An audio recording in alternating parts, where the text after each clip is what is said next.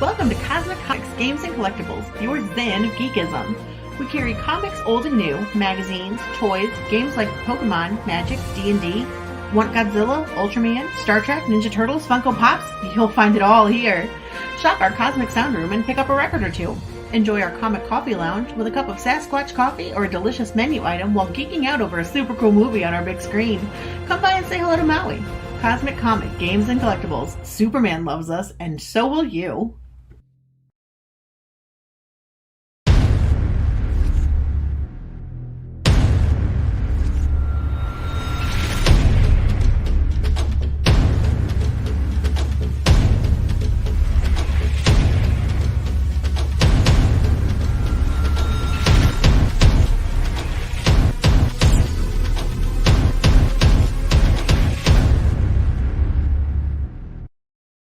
And good evening, everybody. I am RJ Carter, Senior Managing Editor here at CriticalBlast.com, and we are back on Indiegogo tonight looking at crowdfunded comics. So I'm back in my comfort zone. I just like showing off the Indiegogo ones a little bit more. We have a chat filling up tonight. We have Will from Creators Outlet out there. Hail, hail, Will. We also have Nicholas Gear.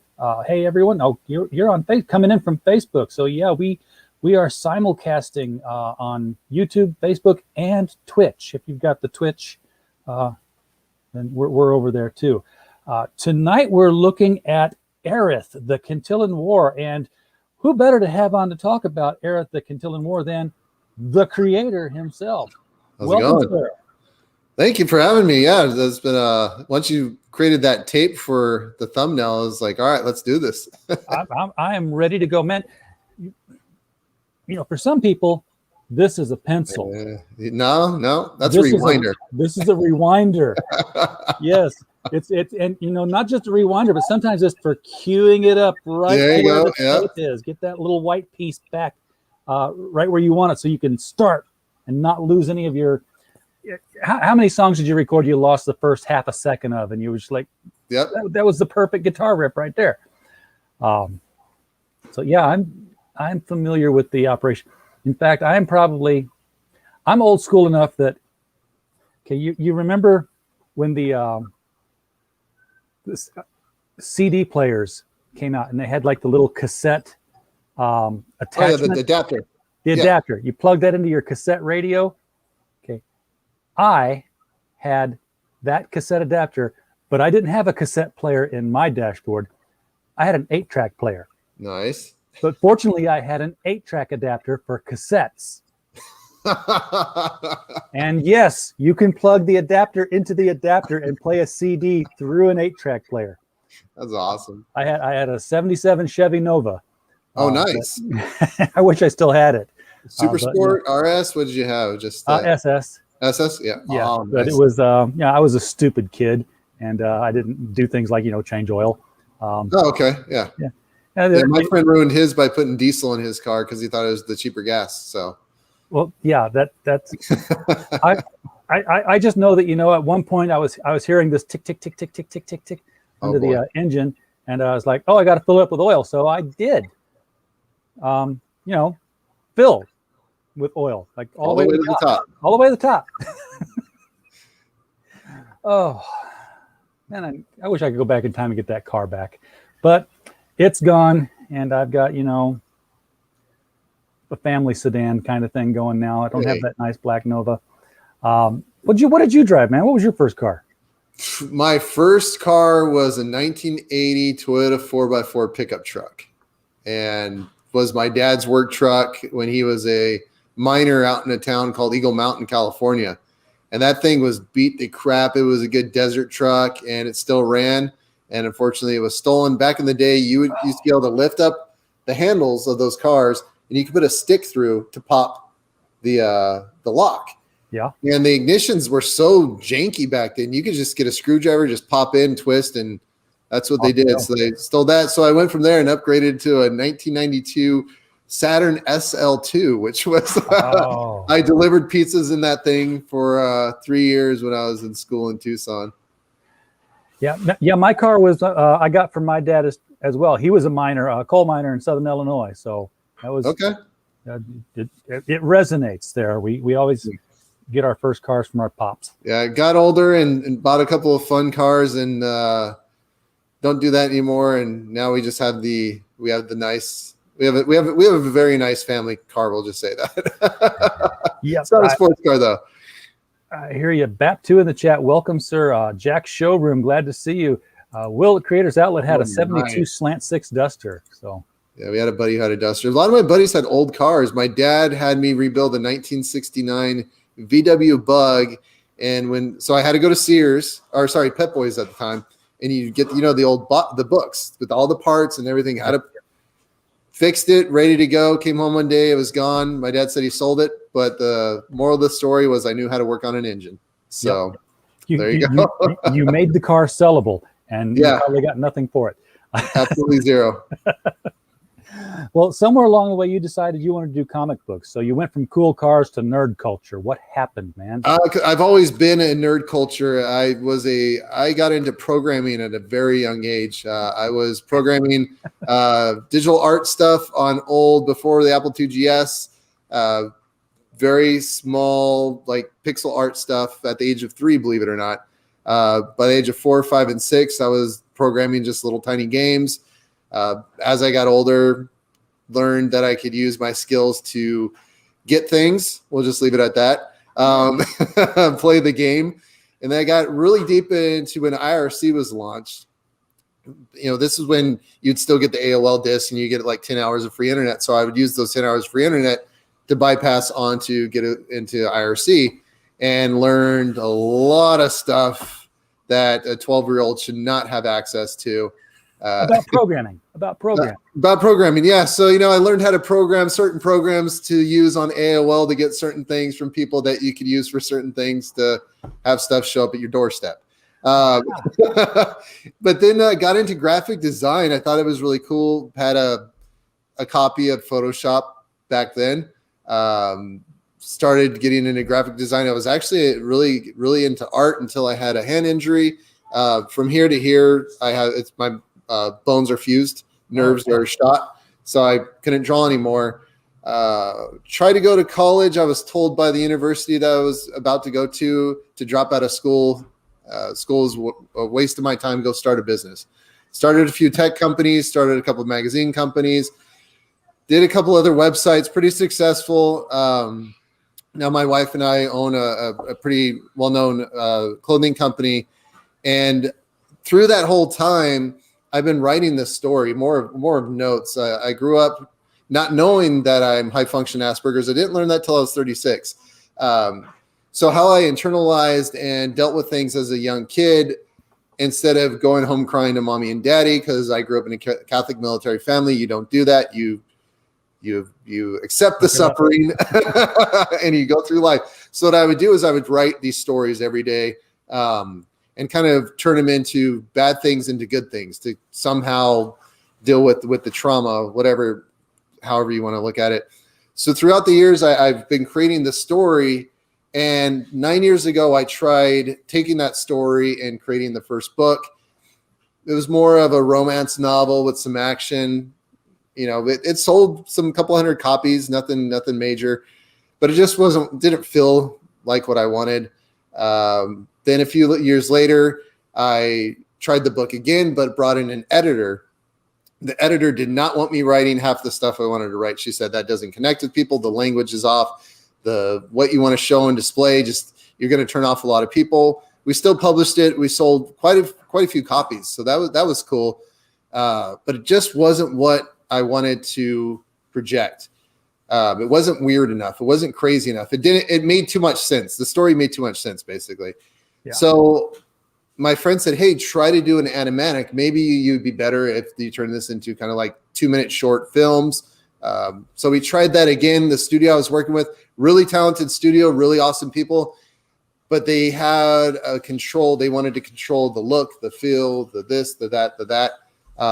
So we did an animatic. It came out cool. Still wasn't what I wanted. So I said, you know what? I remember back in the day reading comics. I think I'm a decent writer. I know how to world build. I know how to do marketing and development, product development. That's my background. Let's try a comic book. So we tried our first issue, which was tape 1. Comes in. Look at that. Like, this is the box that our comics come in. So you open up, it's got the ribbon and everything. You open it up, it's nicely presented. It's in a customized tissue paper. It comes with the sticker and some other. Oh, sorry. Comes with the sticker and some other things. This is issue. Whoa, sorry. That's issue 1. So I said, okay, I'm going to make a product, not just a comic. So I searched for artists, and I had a couple artists. I just gave them a very little bit of information just to see if they were on the level of oddness that I was at. And we had like 10 or 12 guys pitch us ideas. And then there was this dude from Argentina who threw me, here, I'll show this first image. So from what I told him, he threw me this first page of our first issue. Was Airith holding this massive sword in this 80s prom wedding dress, very mad. And I was sold. And it was cool because the guy was also from South America. He understood kind of the Latino culture, which I have a lot of that in my book. There's Spanish in there. There's a lot of inside jokes. So we just clicked, and we knocked out that book, launched it on Indiegogo, had all my marketing ready to go, clicked launch. That same day, Facebook and Instagram said that your ad account is banned. I look why it was banned. They said my ads were trying to influence the 2020 election. So they canceled my Facebook and Instagram ad accounts. Your ads for your comic book. Right. Yes. We're influencing the 2020 election. So I said, okay, backup plan. Let's just hit up the family and friends. Let's see if I can get this thing out there. Just a proof of concept. It was just too much of a headache. So I said, you know what? Screw this. Let's build a website. Let's put this issue up. Let's put some shirts up there, some swag. This sold out. I was on Bancroft's channel. Well, actually, Eric July. We sent this to Eric July, and he showed it on his couple of his streams, and people just ate it up. And then we had a show at Bancroft, and he sold the last few of those. So it was awesome that we were able to sell out our first comic, an unknown comic, on a website that no one knows about. So that really gave us the proof of concept of Airith. And now that we're on book or tape 2, we're doing this again, but you'll see it's a different art. And each tape actually comes with a soundtrack. This tape has its own soundtrack. We went in the studio.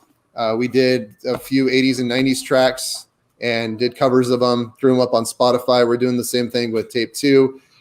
We're taking 5 Fleetwood Mac songs, turning them into heavy metal, and female vocalists, of course. Just sounds really awesome.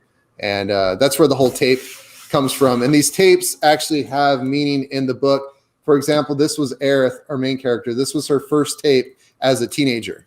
She's a former pop star. She's a former B-movie star, now turned into assassin. So every little tangible thing we have in our book or our marketing pieces has a reason in the book. So I'm about everything being tangible in our universe. If there's a tape or there's a song or something we reference, I want you to be able to touch it, see it, smell it, hear it. Now, so this is a full sensory multimedia experience, right, beyond just a comic book. You talk about doing a soundtrack, and I'm like, okay, well, a lot of people have done soundtracks. That's cool. But then you said you're doing Fleetwood Mac covers. What kind of hoops do you got to be able to jump through to do that and make something that you can actually sell? So what you do is you just go through a distribution company like DistroKid, whatever. You upload your tracks. They do all the licensing. Whenever someone listens to your song, the artists get their kickback of the proceeds, and you get your kickback. So it's all you just go through a distributor. Then they put stuff on Spotify, Apple. Okay, so you can't like put a physical disc out though with the. You could. You just have to. As long as you don't sell it, it's perfectly legal. But if it's something that is coming in with a package of purchase, you have to get it licensed, which you can buy. I think if you print like 1,000 CDs or 1,000 tapes, it's a couple of $100 to be covered with the licensing. Oh, that's not so bad. But so it's not doable. Yeah, it's per song. Yeah, not per tape. Yeah, so it can get pricey if you're doing 10 songs. You look a couple grand. Yeah, I could see that happening. I was just wondering because I get hit with the copyright notices all the time because I'll throw a song in there. It's like, and it usually comes from me playing somebody else's video for their promo. I'm like, okay, how come your video is causing me to have copyright strikes and you're not? I think YouTube just kind of watches me a lot closer because I try to get away with stuff. Right. Ryan Wynn, ahoy! You're here just in time for us to Ryan's see, here. just in time for us to meet this angry young Latino woman. Because I've got your video stolen, by the way, so I don't have to play it off the website. Nice. So we're gonna, and you get a much nicer frame rate on this. So let's take a look at our first appearance at Airith and give her a listen.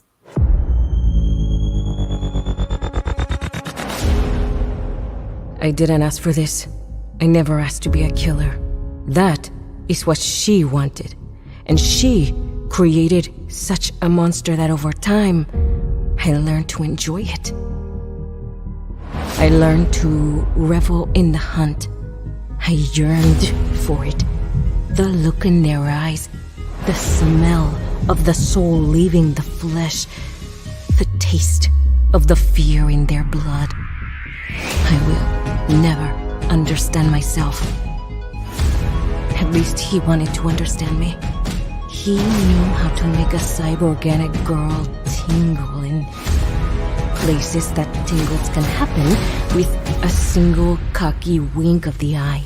Hell, he didn't even mind all the hairspray. What a winner. But he did give me love.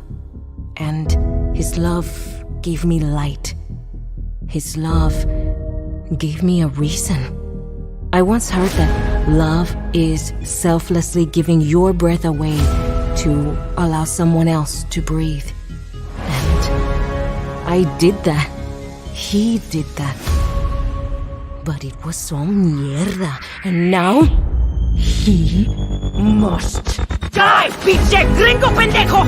You pissed off the wrong mujer, motherfuckers! I am asked the same question all the fucking time. What is it that I want? And the truth? Well, the truth is all I wanted was what all girls that have a thirst for blood want. A goddamn Delia's catalog and some fucking tacos. And when I get a hold of you, te voy a meter el culo por la boca tan duro que vas a probar el desayuno de ayer por una semana, coño! Not even 10 sana colita de ranas could save you from my wrath.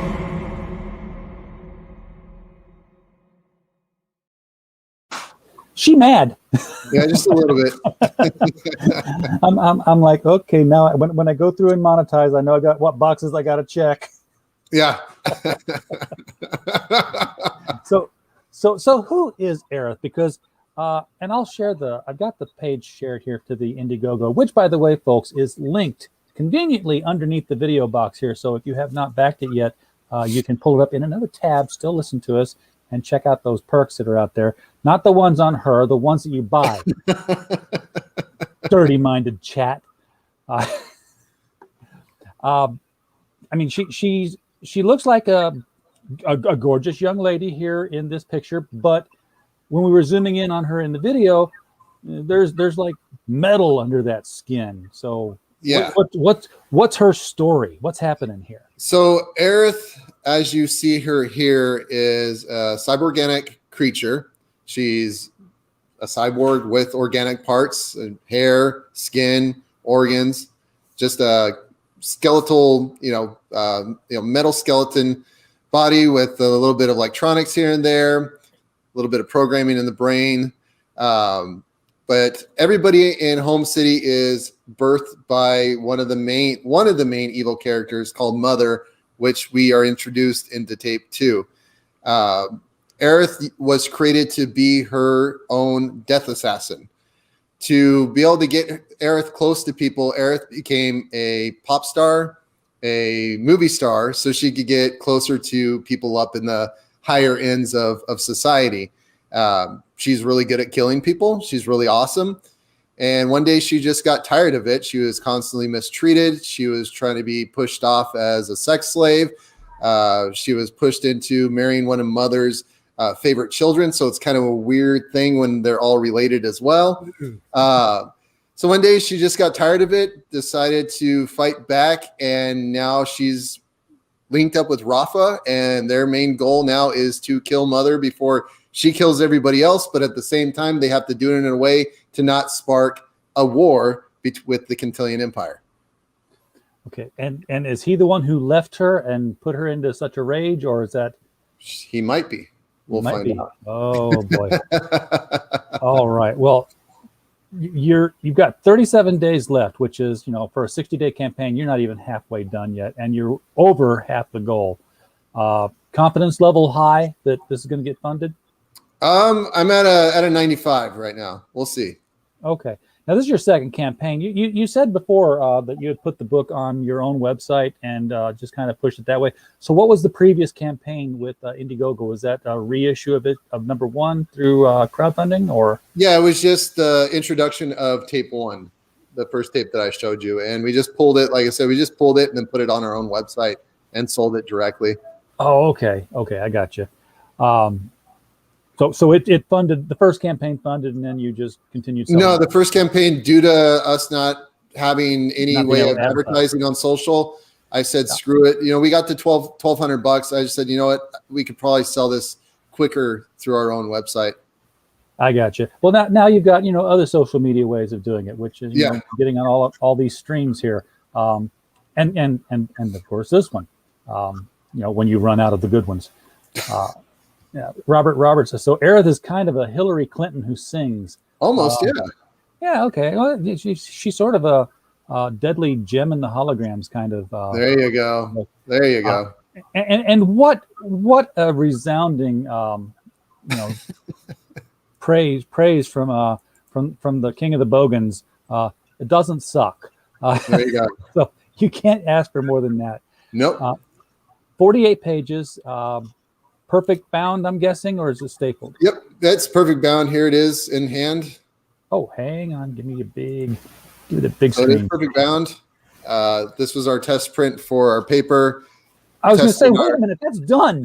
It's almost done. It is almost done. We had enough pages to, print it and then duplicate it again just to get the full feel. But I just wanted to be able to show people how the actual cover is going to be with the gold emboss. We do have a lot of embossing on the cover itself, so it's a nice nice feel. The paper itself has a really cool, soft, almost cloth feel to it, but we really wanted to show people, we are doing a gold logo cover. You can show it on graphics, but unless you really see it in person, it doesn't get because that's not just reflective, that's raised. Yeah, it's embossed. Yeah. So, and you said other parts of the cover are embossed as well? Yeah, there's certain areas on the cover, like their armor, Farrah's glasses in the back, the guys at the bottom, their lenses are done. The spikes on their shoulders are all embossed.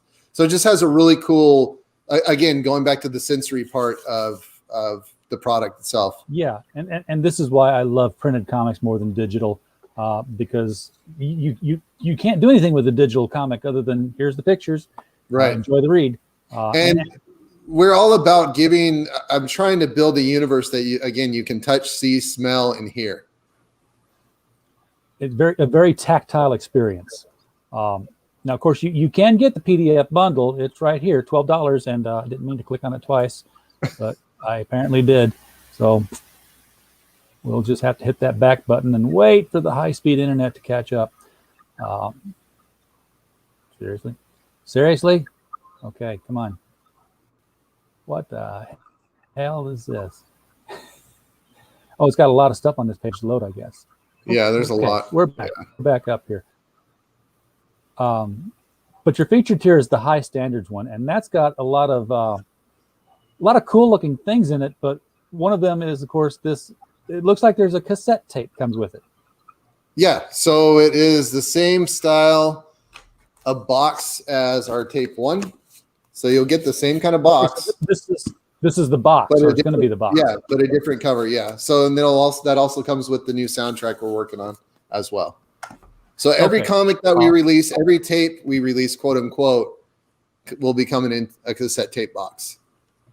You have a Farrah dance card, a Rafa air freshener, and an 8-bit game cartridge. And I can show both of those. So here's the Airith or the Farrah dance card.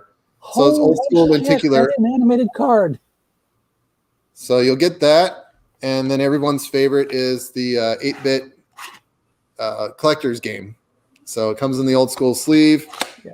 It's Now that's a shell, right? I mean, you can blow on it. Yeah, it's just the shell. We were going to do an actual game, but once pricing was said and done, I would have had to charge $30. I don't think we're at that point to be charging people $30 for one piece of swag. And you get the pin, the Airith pin, you get the box, and you will get the comic as well. The basic perk. Yeah, and yes, Ryan, they did play Fleetwood Mac. They did covers of Fleetwood Mac, if I'm remembering correctly what you told us.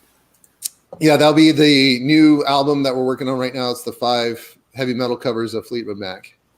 Okay, now that's not. Is that part of the basic perk? Yep. So every tape comes with the soundtrack card. Okay, so if you just want to buy the cartridge, that's interesting. You can do that. But the basic perk is the tape box. Not that it looks like a real cassette tape, but we got to reinforce it. You're getting a box that looks like a tape. Right. You're getting the standard print, and you're getting it signed, and the collector box with the soundtrack, the pin, the sticker, and Aerith's Polaroid. Yes. Okay.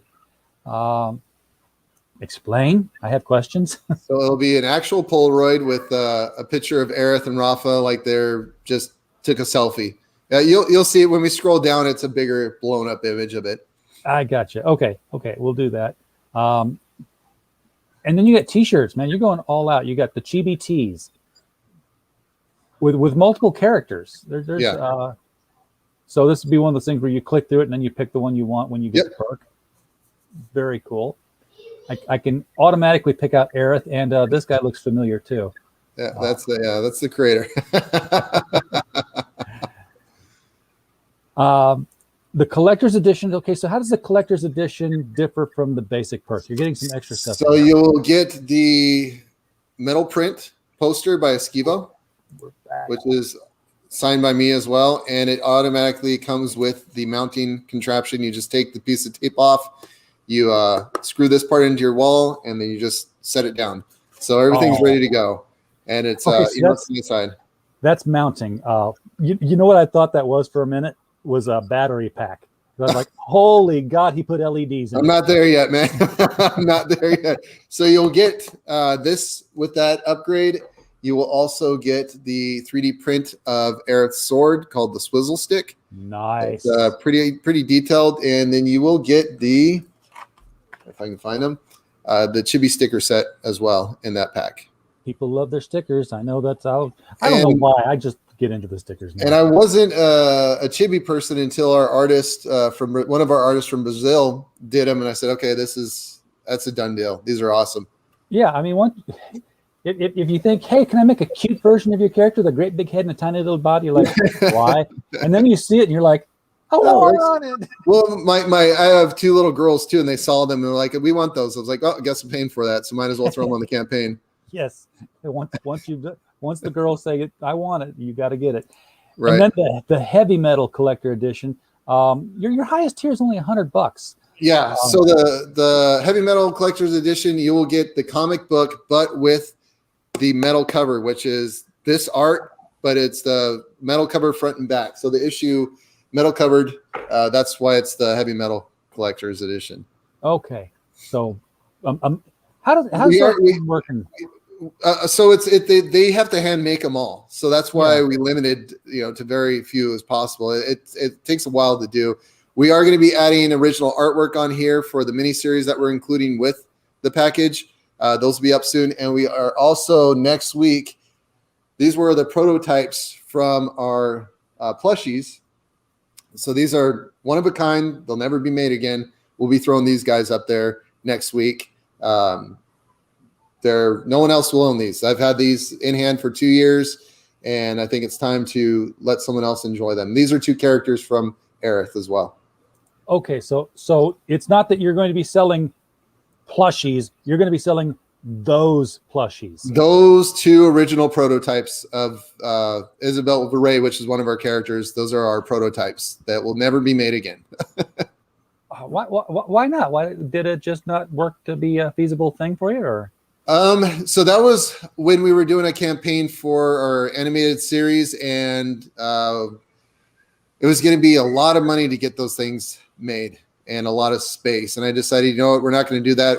We are working on toys and other action figures. They're a lot easier to manage. So once we decided that we're not going to do oversized plushies, we might do smaller plushies. I said, you know what, I think it'd be cool if someone wanted to own those 2 original pieces that will never be made again.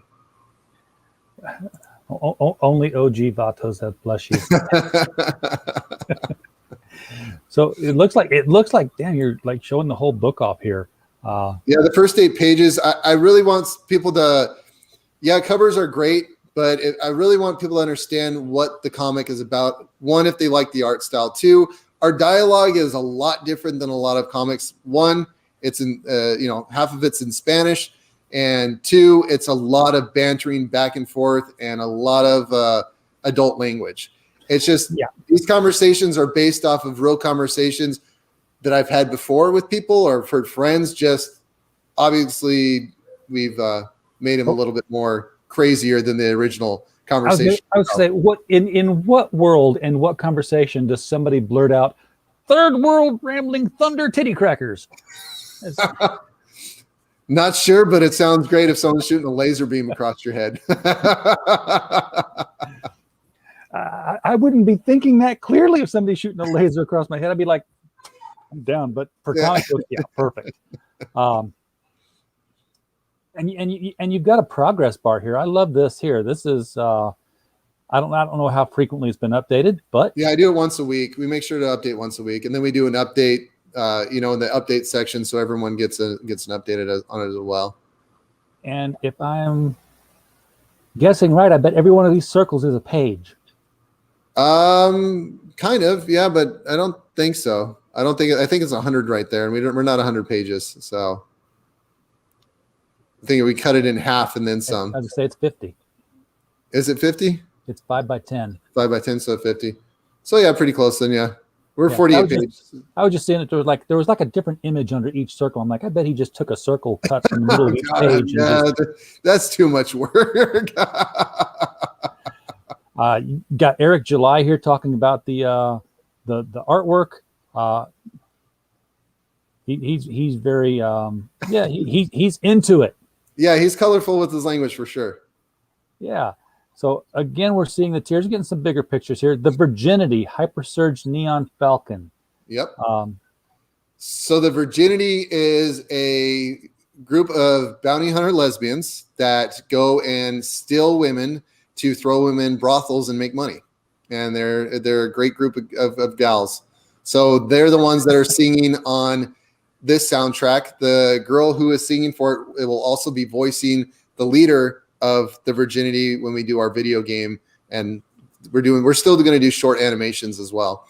So Airith and Blood Soul, which is the leader of the Virginity, they have a little tiff because when they were younger, they had a talent show and Airith won. So Blood Soul's always had this like need to kill Airith because she feels so embarrassed for losing the talent show, of course, while she's, stealing women to throw into her brothel. So it's, it's family fun. You're going for the full experience here with everything. And this is what I do, sir. I come up with ideas to spend other people's money. Nice. For things that they haven't thought of on their project. I like that. Since you got all these voice actors, when I was a kid and phonographs were a thing, there was this company called Power Records, and you put this 33 LP on there, and it was basically a read-along comic book. Oh, that's cool. And it was like, you were reading the comic book, but you were also hearing all the voices and the sound effects. So it was like a radio play. It wasn't like the Disney one where somebody's reading it. Sebastian Cabot's reading every paragraph and turn the page when you hear the bell ding. Right. But it was like, if there was a jet in the background, you'd hear it fly in while the people were talking and everything. I don't think anybody's doing any kind of audio comic. I'm not sure. We could easily throw it on Spotify pretty quickly. I mean, it would take a day to do a read through and add sound effects. It's not that massive of a project. Go forth and conquer. That's all yours. You'd probably be the first one out there with a read along with a listen along comic book. Maybe that was. I'll put that in the notes for tape 3. There you go. This is the high standards one. So the more I scroll down here, that's a cool sticker. Is that a sticker? Or is that a magnet? No, it's a air freshener for your car. Oh, okay. The whole yeah, okay. And I'm so glad you showed the dancing card on stream here, because this would not have gotten nearly the impact just going with that. Right. You'd have to animate a GIF or GIF. I don't know what it is. Little dancing square. Yeah. Yeah. Here's the heavy metal edition with a bigger picture. Everything you get in here, gorgeous stuff. There's the Polaroid. So how did you do the Polaroid? I mean, if it's a real Polaroid, did you Yep. did you like zoom in on the artwork and take the picture, or did you just take it? No, we just had an original. We had an original piece made just for the Polaroid to make it look like they were taking a selfie. There's companies out there that have Polaroid paper, and they can print it into the on top of the film, so it actually has the look and feel of a Polaroid. Yeah. Okay, sweet. The dudes from the dudes from the Kryptonals are doing it too. They come out really cool. I have seen. I knew I'd seen that somewhere, and I couldn't recall where it was from. But yeah, it is the Kryptonals. Yeah. So add ketchup. Okay. Yep. Oh, this is the ketchup tier. Duh. I get it now. Okay. It took a second for the pink box to come in and get me here. So you do have the add-on at the checkout. That's cool. I love the fact that people can always go back and add things on. In fact, I think your tiers were pretty basic as far as they go down here, and that's in a good way. It's not like, you didn't come up with all the 75 different permutations of tiers so that everybody could find just the right one. Right. I think add-ons is the way of the future. It's going to be probably going to get to a point where it's going to be, here's the book, and everything else is going to be an add-on. But with yours, it actually makes more sense to be the experience, because you do have the box with everything that goes in it, and that is your basic tier. You don't have just the book. Right. Acrylic standees, these are a thing that are being done a lot now. I like this, that you got one with a background behind it. So we do have it's a nice size. We wanted it to look kind of cool and different than our other artwork. So it was done by a dude I've been following for a while, Kiti, and he's from Japan. And I said, dude, can you draw Airith in your style? And he threw this at me, and we threw it on a standee, and it came out way cooler than we were expecting. Now, is that reversible, or is that like black on the back? Or okay, it is reversible. So her T-shirt's going to read wrong. Yeah. Unless you're, well, I guess it doesn't. Unless you're really dyslexic, I guess it would still work. But yeah, trying not to get the glare from the screen. But yeah, it came out really awesome. I'm hoping that we do get to add this to everyone's tape 2 box. That'd be very cool. $8,000 stretch goal, folks. Make it happen. For $10,000 stretch goal, you've got the double rainbow death punch 6-inch gang patch. Yes, Yep. we're recruiting your youth into games here. That's right. We are. And the double rainbow death punch will start making more sense in tape 2. So now you got to get tape 2 just to understand. So you understand what it is you're getting here. Yes. This was going to be a higher goal, but you've scratched it out and taken it up to your 8,000 level. Yeah, we started working on it, and it just came out. We're working with Esquivo, Steve Cannon, and Tiago. We started doing a couple of pages, and I said, you know what, this project's just too cool not to just throw in there. It's just, I would feel bad having all this pencil work and ink work done, just sitting waiting to be printed. I think this just adds to the value of our comic. It adds letting people know that we're serious about this. It isn't a cash grab. We're here to create some awesome stories. So we threw up the first penciling from Esquivo, the first 2 pages. These are the art pieces of artwork we're also going to be selling on the Indiegogo campaign as well. Once we get a few more done, I'll start throwing them up for sale. Yeah, and they will be signed by Esquivo. Gabriel's artwork is just astounding. I got to see some of his Supreme artwork that he did for what was going to be published as Supreme #1. I think he was like one of 17 people so far who've drawn Supreme #1 that never get printed. And the list will continue to go on. Yeah, pretty sure. And at 20,000, you have a live action poster. Yep. Are you talking cosplay? We're talking building a stage, hiring makeup artists, hiring actors, and costume design, like full blown drop about 5 G's on a really cool poster. That'll be okay. Yeah. Yeah. Okay. We got to see that. And Yeah. I want to see it. I really want to see it. $20,000. That's nothing for a campaign. Come on, guys. Just going to get 15,000 more. Yeah. Yeah. Yeah. Plenty of time to get there too. Yeah. Because it all does happen in the last week. That is true. That is true. You get the chibi sticker set. You can add on the chibi shirts. You got Airith, the creator, Valdovas, Rafa, and Isabel Ray. And then only on Indiegogo can you get these 2 cover shirts here. I assume that was a cover at one point. No, so we call those the transformation tees. It shows the 2 main characters going from their normal whatever to their what we call the Skyfire look and feel. Okay. They're superpowers. They're Super Saiyan, I guess you would say. Their final form. There you go. Well, it's not actually their final form yet, though. Oh, there's more. There's more.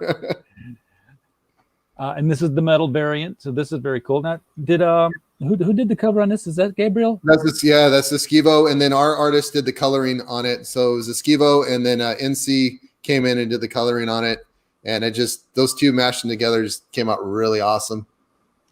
And then you have this this holopixel variant. What the heck is that? It almost looks like Chromium, but with something different to it. Oh, hang on. I'll get it. So we got a couple of test prints done. You can't really see it on here, but this is the test cover right here. And with Padrino being in the chat, he did an awesome fan art for us. So we did print it on the same kind of paper, and you can see it a lot better. Oh, it's glittery. Yeah, so it's like a pixel digital 8-bit pixely look. So this was actually some fan art done by El Padrino. He's in the chat right now. So we wanted to do something cool and different. We tell people this isn't even as cool as what we're going to do for tape 3. So be on the lookout. So you're already planning down the road for the. Yeah, we're trying to create a production schedule. My background's manufacturing and product development. I'm about creating processes and getting stuff out faster. So we're already on tape 3. One of the reasons we're already on tape 3 is the trailer will be animated. So we got to get the animation, the voice actors, all that fun stuff, the music done. So we're trying to get that started by next month. All right. And the first 75 backers, and have you hit that level yet? Yes, we did, unfortunately. Okay. Well, fortunately, but unfortunately for the people watching the stream. Yep. So these are gone, folks. You can't get one. Look, find out who the first 75 backers were and throw money at them. We'll see if maybe one of them will give it to you. And here's the team. Nobody ever reads the credits. Poor people in the credits. They just never get the attention they deserve. So this is going to, you got another 30 days. How quickly are you going to deliver on this one? You got October 2021 down here. Right. And we're comfortable. Yeah, we're actually ahead of schedule on the book. So I think we'll definitely be able to do that, if not earlier. I would like to be known as one of those campaigns that are out before even the deadline, just to build more of that customer loyalty. Let them know again that we aren't a money grab. We're here to develop a product for you to enjoy. The more people understand that, the more issues we can put out, which just makes it's a win-win for us. We really want to take this out. We have 52 tapes planned out for the main series, and then the mini series, which are mini discs, we have tons of those planned out as well. El Padrino is going to be working on our next one for tape 3, which will be about the virginity, and you'll kind of see some battle between Airith and Blood Soul, the leader of the virginity. So how big of a world build are you looking at here? I mean, is she like I'm going to find the man who killed my father and then I'm done, or no. Or is she more like an Indiana Jones, is like, after this adventure I'm going to have another one and another one and another one? Yeah, there's a lot of plots. So we have the plot set up to where when each plot is completed, it starts another domino, and they all link to the end. So there's a lot of dominoes that we have to go through. But you go from having to fight evil creatures to having to save certain parts to go and exploring the vast world, maybe exploring worlds that don't even exist. We'll just leave it at that. Maybe none of this even exists in general. These are things that we're going to be answering throughout the issue. Different parallel worlds, just a whole slew of different issues that they need to resolve. Not all of them are going to be sword fighting. Some of them might have to they got to collect certain items to build this thing to stop this horrible thing from happening. So we definitely are going to be doing a lot of action pack sequences throughout all the 52 tapes of Airith. Okay, so I didn't even think about that with the world building here, because I just got this whole sort of a post-apocalyptic 1980s vibe to it, but you're allowing for the opportunity for parallel dimensional travel. Yeah, so the main planet called Indio, there's a 500-mile radius city called Home City, which was created by the creator. He's in charge of everyone who lives in there. It's kind of his own little experiment. Outside of that, you have the Cantilian Empire, which is a pretty large empire itself. You have certain settlements out in the desert. There's areas that some of these people don't even know about because they're not allowed to leave Home City. Eventually they do. So it opens up a gate to a lot of cool places for them to explore. We've been really inspired by Irene from a Phoenix to really jump on our world building. So we do have a map, nowhere near the size that she has.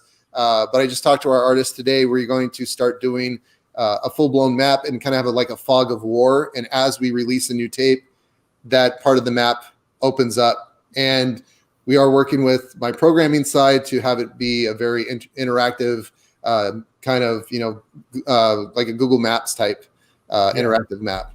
So, and you got 52 of these things plotted out, and this is the second one. Yeah.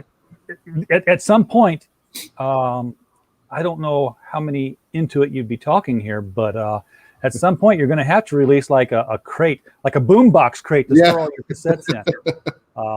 An Airith 1980s boombox, and then you can just hold it over your head and try to woo Molly Ringwald or whatever. We have a plan of what we want to do is because we have everything broken up into seasons, and each season is the plot. Once the plot is over, that season is over. So once we finish like 6 or 7 tapes, we're going to do a season release where it's all the stories in one book, probably like a hardbound or a cool leather book. Just cool things throughout there. We do need to speed up where we're putting out 4 or 5 tapes a month, or not a month, but a year, maybe. That would be fast. If this was the tech world, I would be like, that sounds like a normal request that someone would have. But 4 or 5 tapes a year on top of the mini series. Obviously, we might even do where we're putting 2 stories into 1 tape just to speed up. 52 is pretty ambitious. If we can get that done in the next 8 years, I think it'd be awesome. But we do have this planned out to be a long series with a lot of side stories built into it. This isn't going to be, there's another tape and the story's over. We have this planned out to be a brand, an IP, a business. We do plan on launching Double Rainbow Death Punch Studios within the next 2 years and bringing people in to just knock stuff out all day. Well, four in a year is good. 4 in a year is really good for a crowdfunded book to have that kind of a schedule. I think that's almost on par with like Miskatonic High, which is a Kickstarter book I'm into that's already up to issue number 12, and they're doing it every 3 months. And the way they did it was they got ahead of the game before they released their first one. So now they're just they're already 2 issues ahead of whatever they're crowdfunding at the time. Yeah, that's where we need to be, where we're working. We have 2 already in the can, and we're just pushing it to pay for the 3 that we're already working on. Yeah, that's the one thing. When you're a creator and you're not the artist yourself, you've got to pay the people up front to do the work that is being crowdfunded. So you're kind of always working. You're not gonna make any money from this till 52 is done. And then you're like, okay, well, that's the good thing with the website. We do sell a lot of swag on there, and that has been a way for us to replenish all of our stuff. And then also selling out for tape 1 it paid for everything that we're out right now for tape 2. That's why we've been able to there's been no stop in development for tape 2. The funds have been just sitting there from the tape 1 sales and then all the t-shirts we've been selling on our website. Well, folks, if you haven't been paying attention here, the basic tape of this one, and the tape is the cassette. You get the book, you get the Polaroid, you get these pins. What am I pointing to here? That's not the. It's a sticker. That's the sticker. It's a sticker. Yeah. $25. Now, I mean, for $25 in crowdfunding, you normally get a book, but here you're getting this unique packaging, the extras to go with it, and if we do this right, all the stretch goals that will be achieved as we go along here. So I didn't see the stretch goals that you are getting the mini series too. If we get funded, everyone's getting the mini series as well for free. So you're not, so for $25 you're getting all that and then a mini series that's going to be put in there as a thank you. So more stories. So get it more done stories. So you get even more. And I didn't see anything in the stretch goals that was not going to fit in the box. So, good planning on that. I mean, I think even the T-shirt folded up would fit in the box. Yep. And they'll fit in there, no problem. Yeah. So, this looks cool. This looks, it looks like a fun comic book to read. It looks like something that's going to stand out. Again, the embossed logo and everything, the embossing on the cover, the story itself. And the fact that these people are going the extra mile to provide a full immersive experience in their world. You guys are this is your world right now. It looks like. Yeah. On top of because my wife and I are small business owners, so on top of that, and then raising 2 little girls. This has been my world. They call it my hobby, but it's a little bit more obsessive than a hobby, I would say. Yeah, I hear that. Well, by the time you get the tape, 15, 20, your little girls will be, helping with fulfillment and maybe even getting into the creative side as their talents develop. No. And it's funny you say that. My oldest does draw me things and suggest things that we actually do put into the comic book. And she's actually starting a comic book drawing class next week. So really interesting. Yeah, really interesting. Wow. So how old is she that she's able to start a class like that? She'll be 7 in August. So it's really cool to see that. You never know. She might be really good at it. And, I'll have to tell my artist, who's also a really good friend, that, hey, man, your job's in jeopardy. You've been replaced by cheap labor. Yeah. Wait till she starts wandering around the house quoting your book. She already says pinche gringo. So, I mean, that's that's when the real fun begins, Dad. Yeah. All right.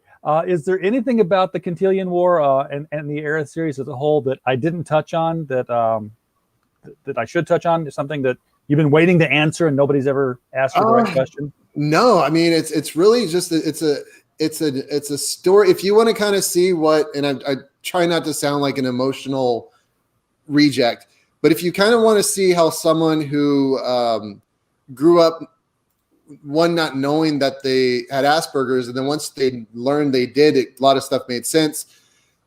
Someone who grew up in a pretty traumatic area, had a lot of traumatic experiences when they were a kid, how they internalized the trauma and have put it on paper through storytelling and comics. So it's not just, it is a humorous story. It does get very dark. We have been telling people tape 3 does get pretty dark. So if you've ever kind of wondered what someone with a kind of mental shift of how they perceive the world kind of sees the world, this is your perfect opportunity to see that. It's definitely a different story. I've been told that it's like reading a Tarantino film, but in comic book form. Ooh. So that was a pretty good, that was a great compliment to we'll hear make sure he gets a copy. Yeah. Make a movie out of it. It's a love story. It's an action story. It's there's a lot of thinking into it. There's science in it. There's a lot of cool, trippy stuff. Someone said it was like remembering a weird acid trip from high school. So it's cool. It's an enjoyable read. I think even if you're not into the cyberpunkish whatever, you'd enjoy the story and the bantering between the characters. Yeah, it looks like it. It's definitely something I want to read. And when it's something I want to read, that's when I can really get behind the promotion of something. Awesome. So I'm glad. Thank you so much for bringing this on our show and making us aware of it. Yeah, thanks for having me. Glad to. Anytime you want to come on. Are you on? Have you been in touch with Pops Van Zant? You making the rounds? Yep. Oh yeah, I've been on Pops's. Yeah, for sure. Okay, because I know CromCon is coming up and all the spots got filled. I want to make sure you found your slot there. Yeah, I don't think I got into a slot though, but I've been there. I've been on his show. I was on there a week and a half ago. All right. And obviously Bancroft knows who you are too. So, you know, can't just wait till the last week and go on Bancroft's show and you'll just like, I don't think that shouldn't be a marketing plan, but I'm going to definitely be bugging him for the last week in there. I did release a video yesterday calling him out. So we'll see what we're doing a little bit of banter back and forth. We'll see how that rubs him. There you go. All right. Folks in the chat, thank you so much for popping in tonight. If you are interested in getting Airith, and why would you not be after all of this that you've seen here tonight, and for what you're getting for the money, the link to this Indiegogo is right down there. Just click on it if you haven't already. Read through the tiers yourself, find out the right one for you, pick the right add-ons, and get this thing pushed over. This is 68% of goal. This could easily be at 100% of goal by the end of the week. So do that so we can push for those stretch goals. Yes. Do remember to hit share on the video. I never ask for a like on the video because I don't care if you don't like it. Then don't do what you don't want to do. But share it, not for our channel, but so that Airith gets put in front of more eyeballs and they can see this and make up their own minds whether they want to back or not. And as always, we just hope you had a blast. Thanks for coming, guys. Good night.